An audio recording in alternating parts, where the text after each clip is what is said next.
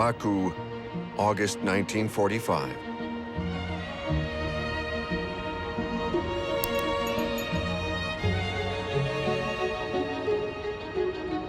After 4 years of devastating war, the first demobilized Red Army soldiers finally come home. But their happiness is bittersweet. Many of their comrades died on the battlefield. They will never experience the joy of seeing familiar smiling faces, or holding their loved ones in their arms, or coming back to a cozy home and a town spared by the fighting. However, their town came very close to being reduced to ashes and rubble. Since the onset of the war in the West, the various adversaries have taken turns at threatening Baku with total destruction. Nazi Germany, of course, but also England, France, and even Big Brother Moscow. To all involved at one point or another, Baku has been targeted for destruction because of its great wealth. Oil. In late August of 1939, although dark clouds are gathering in the west, Baku's skies are clear. Stalin has just signed a non-aggression pact with Hitler, and the capital of the Soviet Socialist Republic of Azerbaijan can pursue its peaceful existence, nestled between the barrier of the Caucasus Mountains and the shores of the Caspian Sea. Baku is also one of the Soviet Union's great administrative, industrial, scientific, and cultural cities. Poets have pride of place within its walls. With its opera house, its theaters, its cinemas, and its lust for life, Baku has earned since the beginning of the century the nickname Paris of the Caucasus. This Paris is located 4,000 kilometers from the original, on land soaked in the black blood of the earth that has upended the century's economy and geopolitics.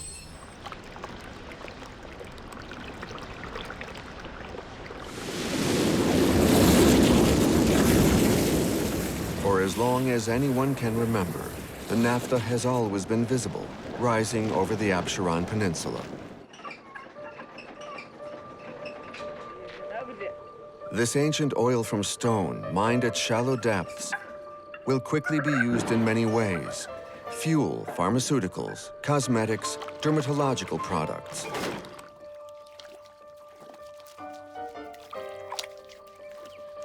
But industrial exploitation doesn't truly begin until 1847, with the invention in Azerbaijan of the world's first mechanized drills.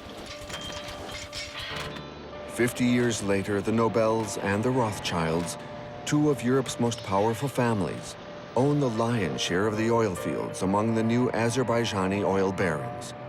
At the time, Baku was the world's #1 oil-producing region, extracting 11 million tons annually, or half of the world's global production. Thousands of workers and adventurers flocked to Baku, attracted by the promise of black gold. During these gold rush years, the city also becomes a breeding ground for the first Bolsheviks. One particular rookie revolutionary from Georgia with gangster-like methods has come here to cut his teeth. He replenishes the party's coffers with funds stolen from banks and cash transporters. He distributes throughout the Tsar's empire Lenin's newspaper Iskra, along with other Bolshevik titles, printed on a clandestine press named Nina, set up in a concealed cellar in Baku. He occasionally spends time in Bailov prison. To cover his tracks, he uses various aliases like Soso and Koba, the ones that crop up most often in police reports. By 1939, he no longer needs to hide. He has for a long time gone officially by the name of Stalin, and he is now at the helm of the USSR. He lives in Moscow, but he keeps a close eye on the city of his early activities. Even though Baku now produces 8 times less oil than the USA, the new world leader, it still produces 22.5 million tons per year and 72% of the Soviet Union's entire production. The city is of crucial importance to the economy of the empire. 1 million It is the beating heart that sends the precious liquid into the great body of the sister republics and beyond through many different arteries. A network of pipelines, railways, and tankers, organized in the 1920s, send it throughout the empire and export it to the Western nations. Thanks to this vast network, Baku's oil contributes significantly to the USSR's economic development. Stalin is fiercely protective of this precious resource, highly coveted by his great European ideological rival, Adolf Hitler. This rival's ambition is to conquer the world. For several years now, he has been training his armies using mock-ups before sending them into the field. His goal, to annex neighboring lands that he deems vital to his country, with the intention of establishing a 1,000-year Reich.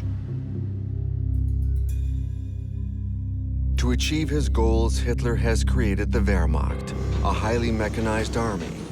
But its machines, which will become more and more efficient over the years, are very fuel-hungry.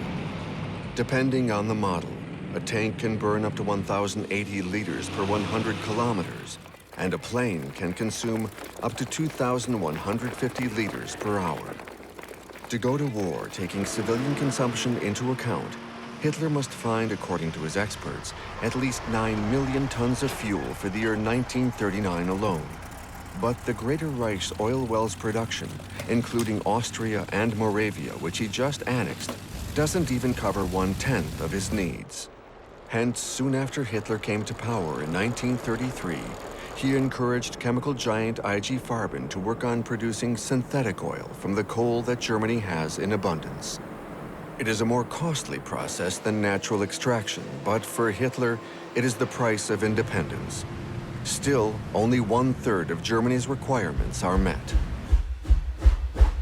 For the rest, trade agreements with Romania will provide him with nearly 1.7 million tons of petroleum products.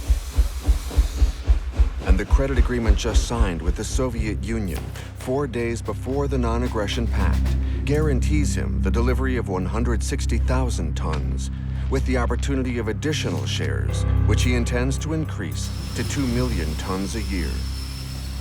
This fuel will be delivered to the Polish border, where it must be transferred because of the change in the track gauge. But even once this is all added up, it's still not enough to build reserves. Hitler needs other sources. It is September 1st, 1939, just 8 days after the agreement with Stalin was signed. Without a prior declaration of war, Hitler launches into Poland a staggering mass of mechanized equipment, including 1,600 fighter planes and bombardiers, and 2,600 panzers. He has just introduced a new kind of warfare, the Blitzkrieg, which reduces fuel consumption thanks to its swiftness. His primary goal is to take back the Danzig Corridor, which Germany lost in the Treaty of Versailles in 1919. He also plans to take control of the oil wells in Galicia, to the southeast of Poland. But he will be forced to share it with his ally Stalin. After just 6 weeks of fighting, his fuel reserves are deeply sapped. France and England, the two great European democracies in the West, declare war on Nazi Germany, bound by their commitments to Poland. But they aren't prepared for armed conflict and helplessly watch Germany's swift progress. In just 1 month, German forces dominate the Polish army, forced to surrender despite its solid reputation. What is the best course for confronting this steamroller? How can it be neutralized? One sure way to paralyze the Wehrmacht is to close the Baku faucet. This will stop Soviet oil from filling the fuel tanks of Germany's panzers, planes, and ships. During the early months of the phony war, the Allied chiefs of staff devise various campaign plans. Whether the code name is Pike, RIP, or MA6, the goal is always the same: bombing Baku. They allocate important funds for building airfields and training of pilots. In the end, they choose an attack route from northern Iraq. 2 high-altitude reconnaissance flights are conducted over Baku and Batumi.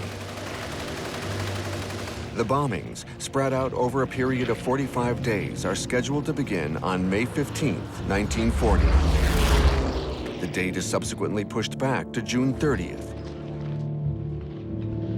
Group Captain John Slessor, in charge of operations, has 160 long-range bomber planes at his disposal, half British and half French. More than 900 tons of ammunition are earmarked for this operation, including 5,250-pound bombs and 70,000 4-pound incendiary bombs, which will turn the entire oil-seeped region into a massive inferno. Baku will be wiped off the map, no matter what will happen to its population. The people of Baku follow these events from afar. They don't feel directly concerned by this war begun in the West. They believe themselves to be sheltered from danger thanks to the German-Soviet non-aggression pact. And life goes on as usual. They are completely unaware of the terrible threat hanging over them, which could shake up their lives forever. Fortunately for them, unexpected events in the West come to their rescue.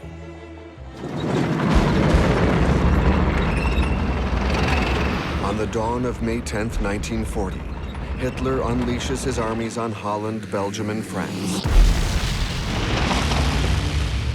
Once again, a formidable mechanized mass is launched into battle, crushing everything in its wake, and marching ahead at full speed towards the Channel and Paris.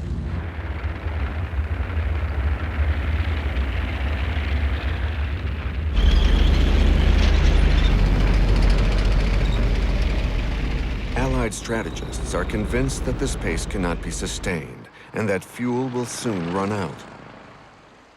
However, they forget to neutralize the main storage depots located in Belgium, the Netherlands, and France, as well as the distribution networks, so the Germans simply help themselves. Their spoils easily cover their own consumption.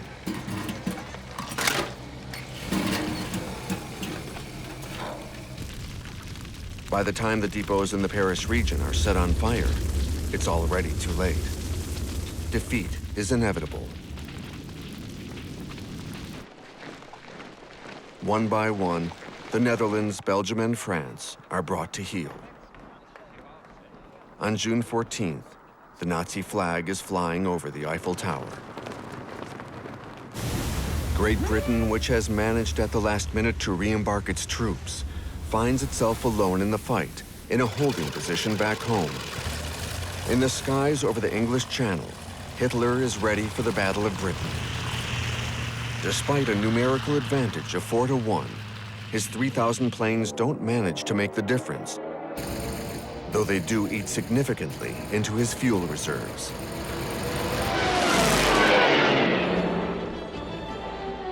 Far from the war, Baku's residents are astonished to learn that they have just escaped a hellish fate. This piece of information comes from the Germans who, during the French campaign, got their hands on top-secret documents detailing the Pike Plan.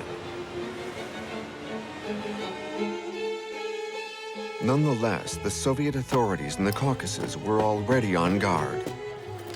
Aircraft artillery had been reinforced, and the general staff of the regional military district went so far as to undertake a training exercise that simulates responding to an aerial attack.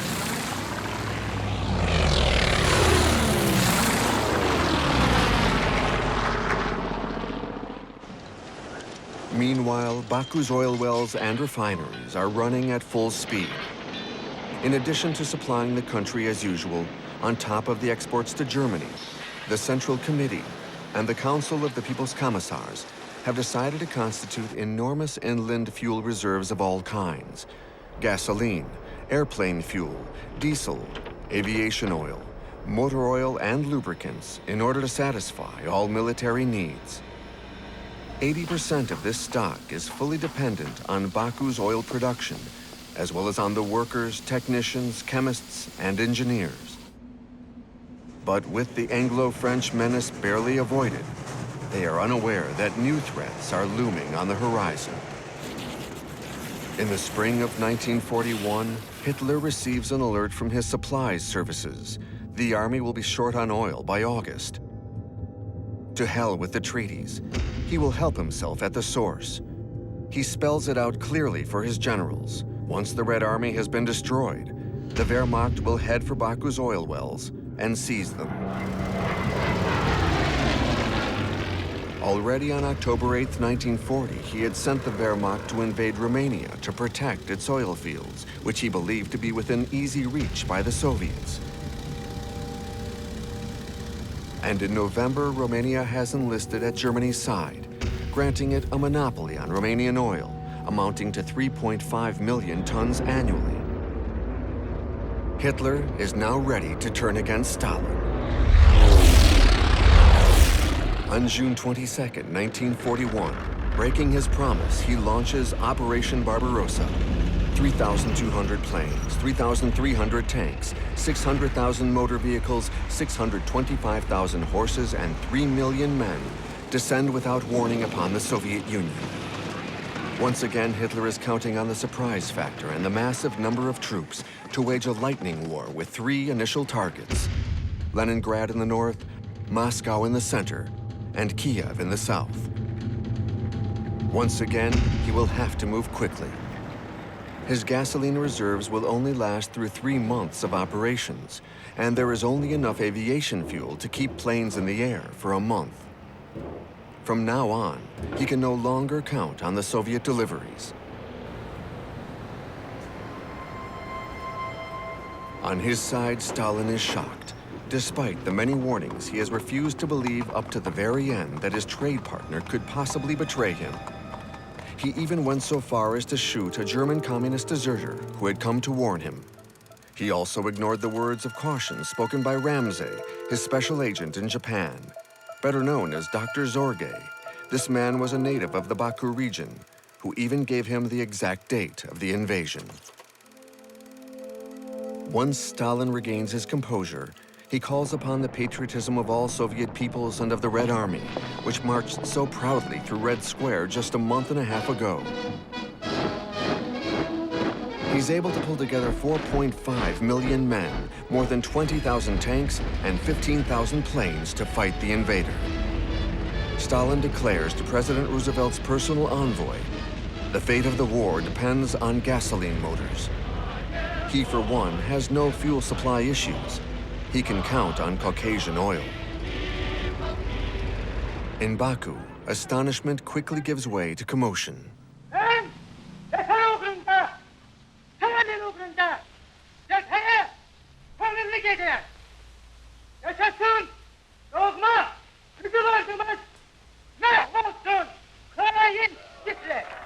The country is at war. Everyone must be mobilized to face it. 700,000 people, nearly a quarter of the overall population of Azerbaijan, will eventually sign up throughout the conflict to fight their great patriotic war. After training, the 193rd Anti-Aircraft Artillery Regiment stationed in Baku is redeployed to the west of Moscow to defend the besieged capital city.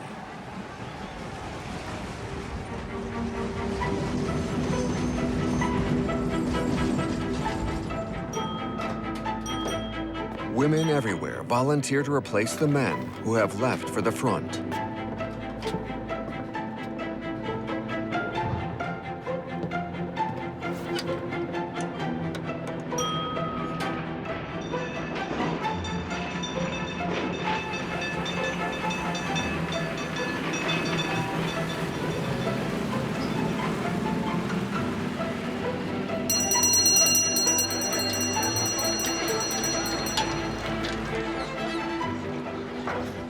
In the oil industry, they decide, along with their male counterparts, to extend their work shifts, 12 hours a day, 7 days a week, and 365 days a year, without any breaks or holidays, until the end of the conflict. In the summer of 1942, there are over 25,000 women workers, 1/3 of the oil labor force. Their shifts can last up to 18 hours. In the refineries and chemical factories, the number is even greater. Women will even account for 60% of the workforce in 1944. As a result, during the first year of the war from June 1941 to June 1942, Baku's oil production will jump to 23.5 million tons, an all-time record. Anyone who is too young to fight, all the veterans and retired oil workers, everyone is put to contribution, irrespective of age or gender. The Soviet Union needs every able arm and hand.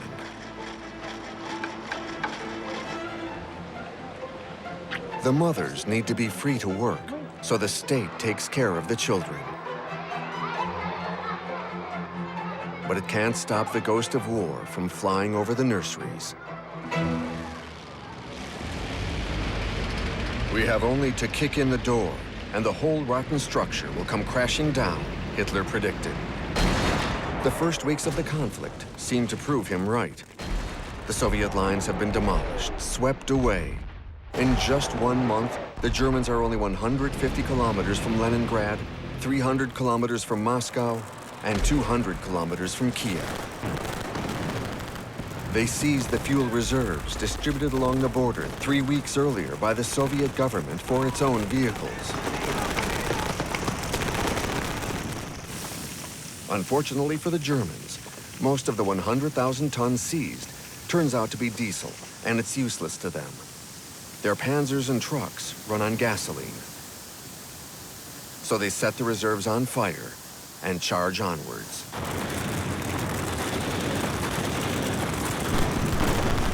The British don't think that the Soviets can last more than 6 months. Through their occupation of Syria to the south of Azerbaijan, the British now control, along with the Americans, a major part of the Middle East and its rich oil reserves. They still intend to deprive Hitler of Caucasian oil. The Royal Air Force Chief of Staff tells his military commanders on location to stand by to bomb Baku.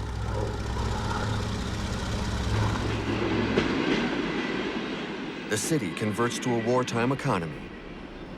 The factories working for the oil industry begin to manufacture flamethrowers, machine guns, Katyusha rocket launchers, nicknamed Stalin's organs, parts for mortars and assault rifles.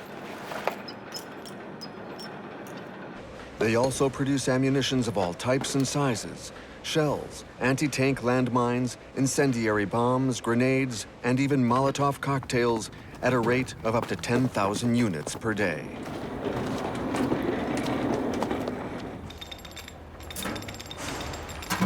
Huge warehouses are built to assemble the planes that are delivered in separate parts. Shipyards are reopened to provide maintenance and repairs on the Caspian Sea cargo ships and tankers.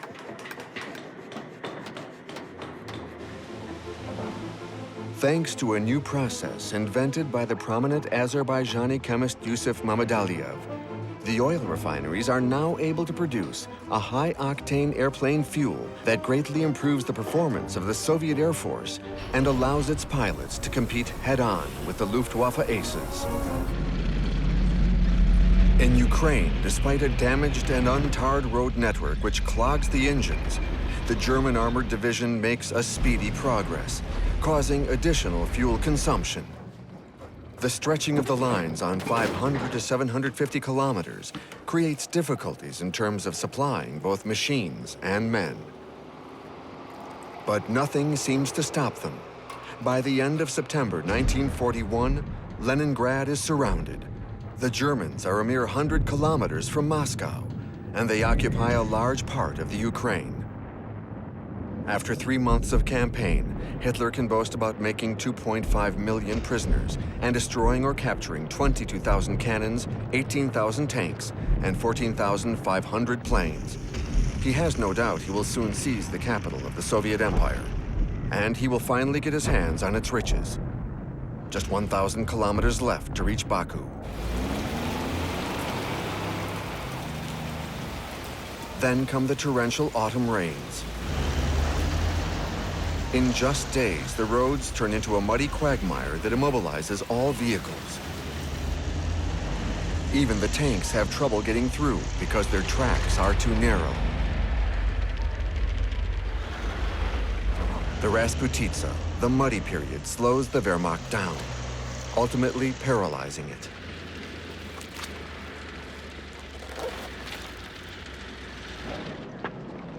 Once the roads have turned to ice, the panzers are able to resume their inexorable progress. They are only 30 kilometers from the capital when, on December 5th, a Soviet counterattack led by General Zhukov succeeds in loosening their stranglehold. The Germans are pushed back, sometimes up to 200 kilometers away from Moscow, thanks to a renewed Soviet Air Force, and just as an early winter descends upon them.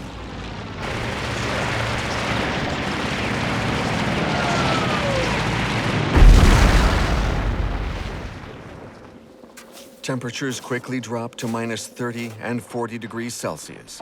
Exceptional weather conditions that freeze men and equipment, vehicles and weapons. The soldiers do everything they can to keep warm. Once again, the front is immobilized, this time for many long months. The Soviets can rejoice. The Blitzkrieg has failed. As long as the Volga remains navigable, the Baku tankers continue to supply Moscow with all kinds of fuel, particularly for the planes, and cover 80% of the Red Army's requirements.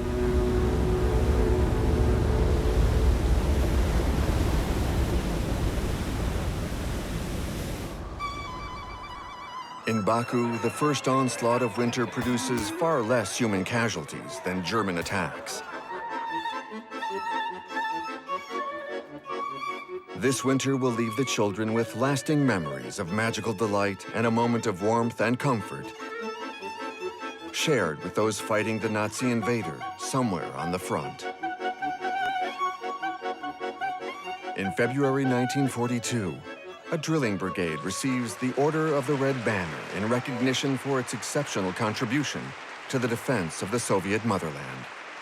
And by decree of the Supreme Soviet, Baku's 500 best oil workers are honored at the House of Technology.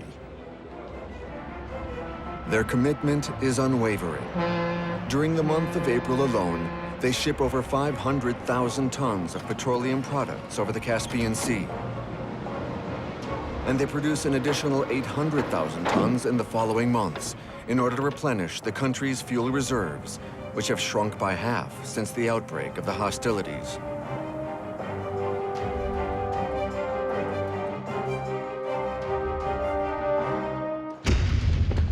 At his headquarters in Vinnytsia, Ukraine, Hitler revives the plan he had presented a year earlier to his general staff, christened Case Blue. The objective, to take control of the Caucasian oil fields, will have a double impact. It will bring Stalin to his knees by depriving him of fuel deliveries and solve Hitler's own supply issues. He even sets the capture of Baku on September 25th, a prediction that no one in his entourage is allowed to doubt about. An entire department, the Stab Westfalen, is set up to organize the restoration and the exploitation of the oil wells. A propaganda film even shows that Hitler has jumped the gun and is already cutting himself a large slice of the proverbial Soviet pie.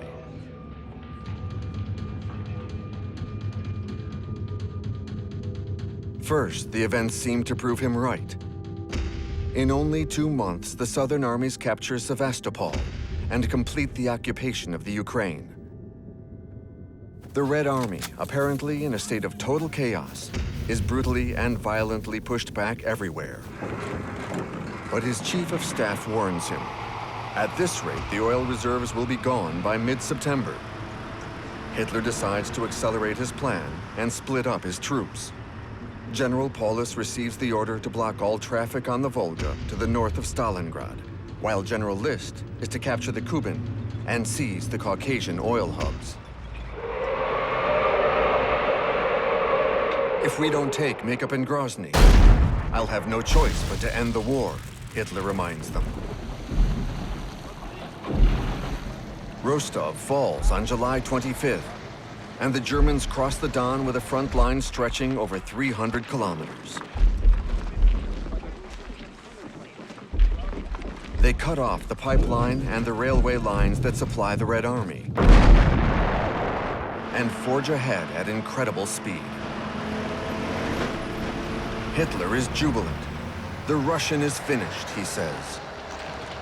But once again, supplies can't keep up with the speed of operations.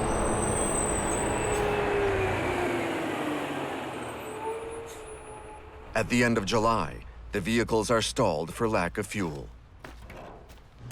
General Paulus has to suffer through an 8-day wait 300 kilometers from Stalingrad until he can refuel and set off on the road to conquest again.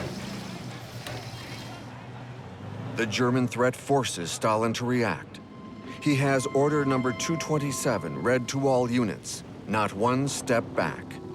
He summons Nikolai Babakov, the brand new Deputy People's Commissar to the oil industry.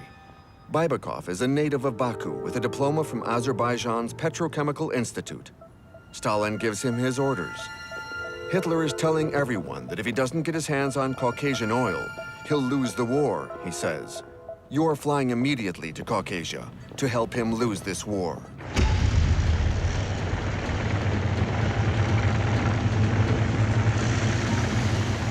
But no one can resist the pressure of the German army, which resumes as soon as the panzers are refueled.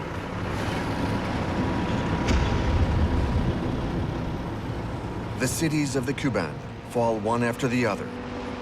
On August 9th, General von Kleist invades Maikop, only to discover that the oil fields are actually 50 kilometers farther south.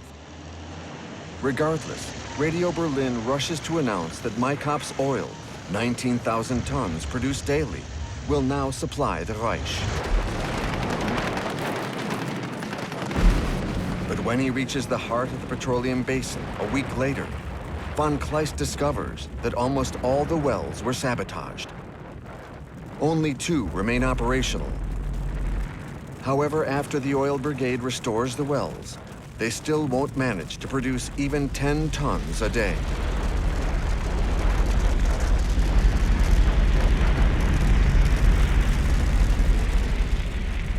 The disappointment is the same in Krasnodar, the Cossack capital, which is the most important industrial city of the Kuban region and a major hub of oil refining activity. Here as well, the majority of oil products and equipment have been evacuated to Grozny, and the remainder has been destroyed. Refinery number 5 and its 80,000 tons of refined oil have been torched. The pipeline has been sabotaged, and the wells have been sealed with reinforced concrete.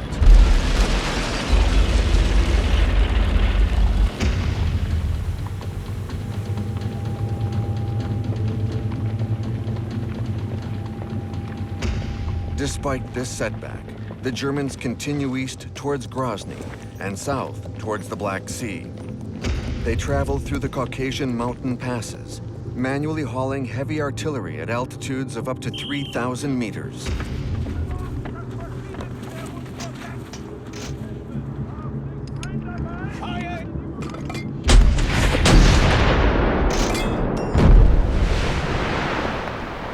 On August 21st, the Groth Group of the 1st Mountain Division plants the swastika flag at the top of Mount Elbrus. At 5,642 meters, this is the highest peak in the Caucasus and Europe. In Azerbaijan, this symbolic conquest is disturbing. The German threat is becoming clearer. In Baku, authorities prepare the population for invasion. From the neighboring countryside, farmers volunteer their generous contributions to the war effort and to participate in constituting a tank column.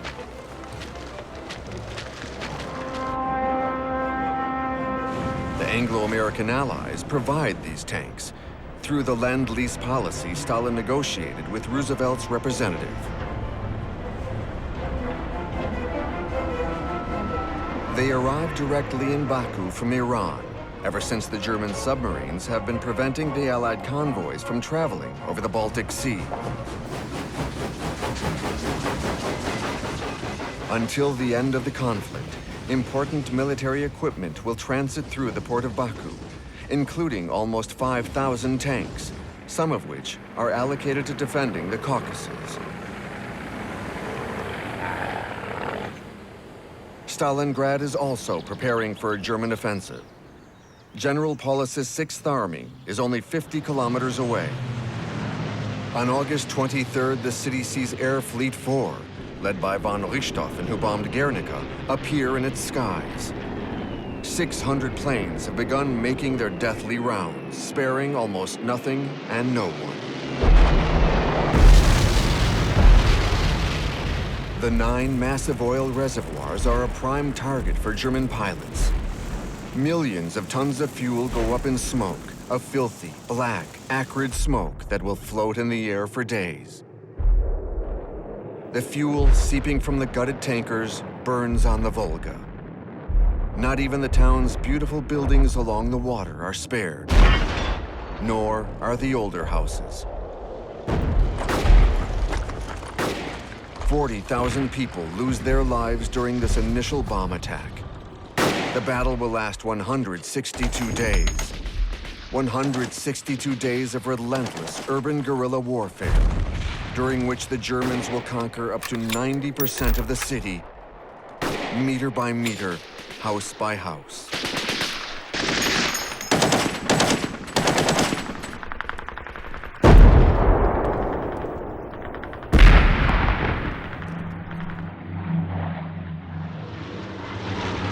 The Luftwaffe drops mines over the Volga, hammering away at the ships traveling up the river.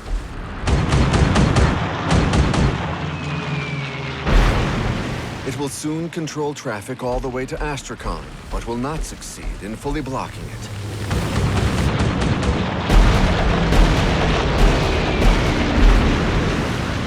Braving the air attacks, the Kaspflot and Kasp tanker sailors based in Baku incessantly continue delivering food, fuel, and war material throughout the siege of Stalingrad.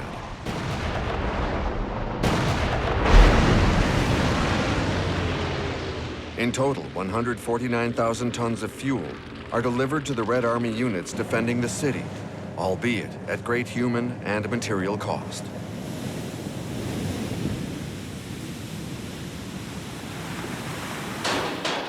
When the sailors of Baku run out of ships, they inaugurate a new means of transportation. For the first time in the world, all sorts of cisterns, sometimes entire trains of them, are seen afloat on the water, towed by a steamboat. The Red Army must be supplied at all costs. But in the north of the Caucasus, the Germans are increasingly persistent. The panzers have reached the Terek and threaten Malgobek and Orjan-Nikije. They are a mere 60 kilometers from Grozny and 500 kilometers from Baku, within reach of the German Air Force, which has taken over the Stavropol Air Base. But after 3 months of combat, the German troops are exhausted. They are closer to Baku, but they are also 750 kilometers from their supply bases, and even the oil tankers are running out of gasoline. The logistics services resort to local and more traditional means of transportation. Less fuel-hungry, but much more temperamental.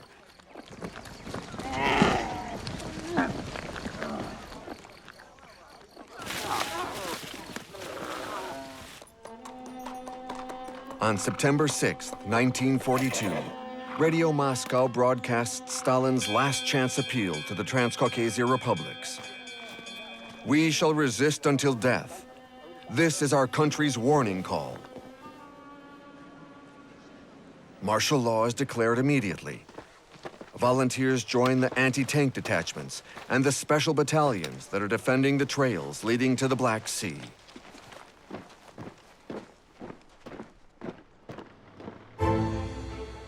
Stalin's message has also reached Azerbaijan. the State Defense Committee mobilizes 90,000 local residents, mostly women, to strengthen military defenses around the cities. Baku prepares to staunchly defend its oil rigs.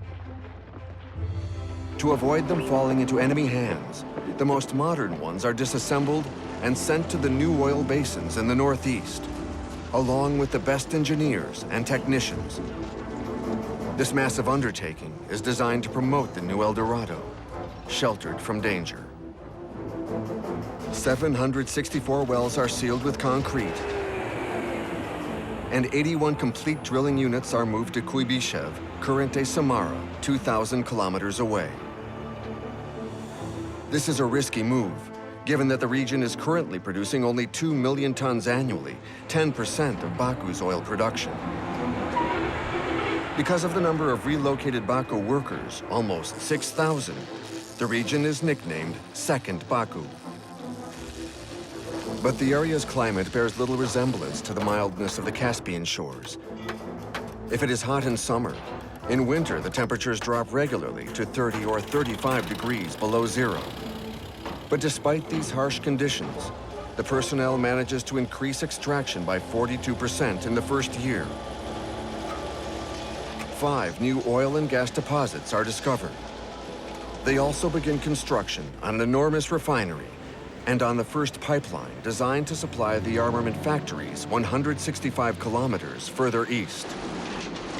In Baku, in order to compensate for lost production due to the closing of the modern wells, 25 old and abandoned wells are now reactivated at the environment's expense. Production is crucial, whatever the cost. This is a daily combat, and all the workers are mobilized at their stations. They cannot be drafted into the Red Army without special permission from the State Defense Committee. A slogan even says, "Our Stalingrad is in every well."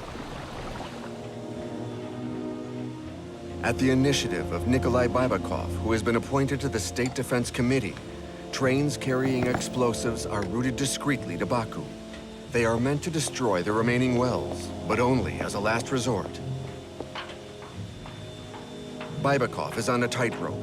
Stalin warns him, "If you leave even 1 ton of oil to the Germans, we will shoot you."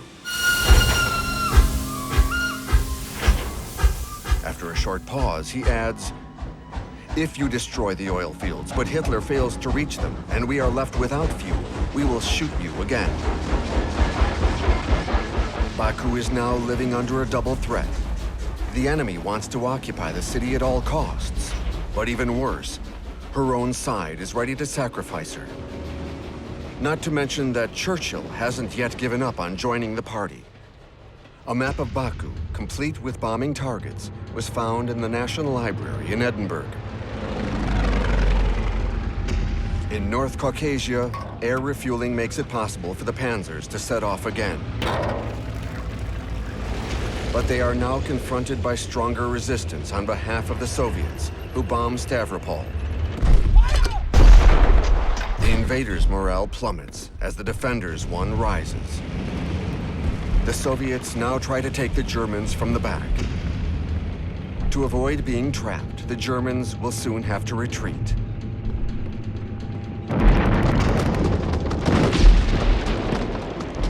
Hitler realizes he will not succeed in capturing Baku, and that this year's race for oil is over. If he can't have the Caucasian wells, his enemy should be deprived of them too.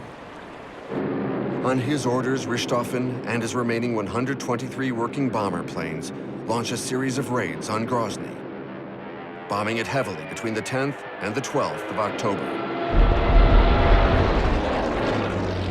However, the refineries have been disassembled and evacuated, along with the oil reserves, towards the Caspian. Although Hitler would like to subject Baku to a similar fate, the city is now out of the German Air Force's range, ever since the Soviet Air Force destroyed the Stavropol base. Hitler now shifts all his attention to Stalingrad. If he wants to save face and to keep a door open to Caucasia in order to relaunch his Baku offensive during the next campaign, he absolutely must capture the city named after his enemy. How symbolic. Paulus's 6th Army now controls 90% of the city. However, on November 19, 1942, for the first time in this battle, the Red Army regains the upper hand. Zhukov counterattacks by sending his generals, Vatutin from the north and Yeryomenko from the south, to surround Paulus's forces. In just days, both Soviet armies join up. Paulus is encircled between the Don and the Volga, unable to move. On November 23rd, he sends word to Hitler. Top secret, mein Führer, we are almost out of fuel. In fact, he has only enough fuel to move his 100 remaining tanks 30 kilometers. But the closest German lines are 50 kilometers away. Hitler asks Richthofen to organize an airlift. For 70 days, despite the risks, 95 tons of materials, ammunitions, food, and fuel are delivered each day.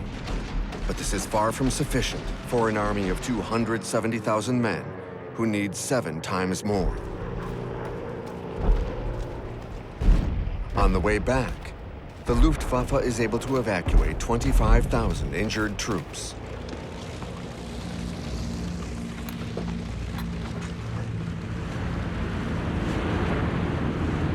On the Soviet side, the wounded are regularly evacuated by way of the Volga. Most of the time, they are sent to Baku.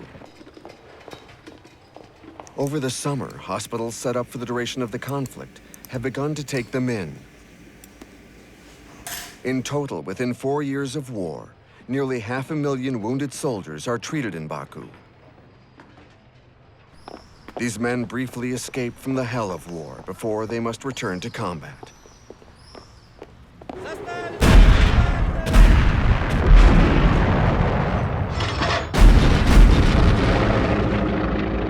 Paulus, trapped in Stalingrad by the snow and the cold, now faces Zhukov's counteroffensive. The airlift, which has proven ineffective, has been interrupted.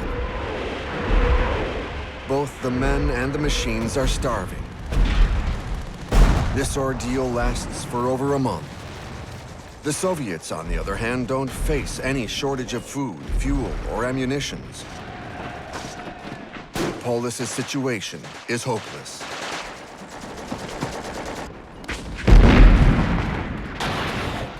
On January 31st, 1943, he surrenders with part of his 24 generals and of the remaining 110,000 survivors of his army, followed 2 days later by the last fighters. Hitler has just promoted him to field marshal, perhaps in the hope that he will commit suicide. Never before has a German field marshal been captured alive, but Paulus prefers to surrender. The Germans will never have the opportunity to move on Caucasia again. Never again will they be a threat to Baku, which, despite a drop by half in its oil production due to the relocations, will keep sending to the Red Army thousands of kilometers of rail cars of oil. 1,300 kilometers just for the biggest tank battle in history in Kursk in July-August 1943.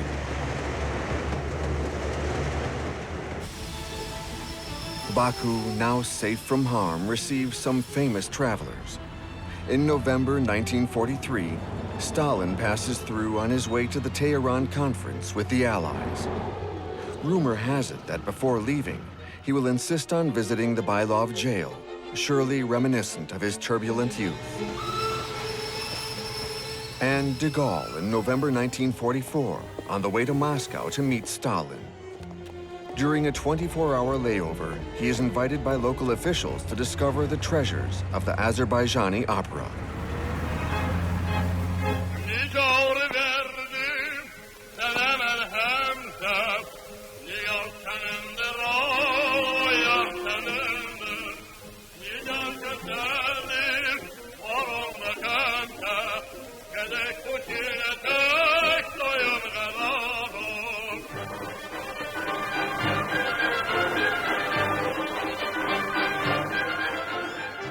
Six months later, on May 9th, 1945, the entire city celebrates the announcement of Germany's surrender. For its population, Baku would have deserved the cannon salute that Stalin granted to his 4 hero cities, Leningrad, Stalingrad, Sevastopol, and Odessa 8 days earlier. Even if Baku has avoided these martyr cities' fate, it has considerably contributed to the victory by offering to the common cause its oil and the lives of its people. Every family grieves the loss of a father, a husband, a brother, or a son. Of the 700,000 Azerbaijani who enlisted, 400,000 never returned home. But everyone, soldiers of the front line and behind the lines, can take comfort in the fact that without the black blood of their earth, the Soviet Union and its allies of convenience in the West might not have won the war. At that moment in time, they can imagine a more confident future. But could they ever imagine in their wildest dreams that 50 years later their country will regain its independence, cherished for a moment during the First Azerbaijani Republic from 1918 to 1920, and that their country will finally be free to manage its precious resources on its own?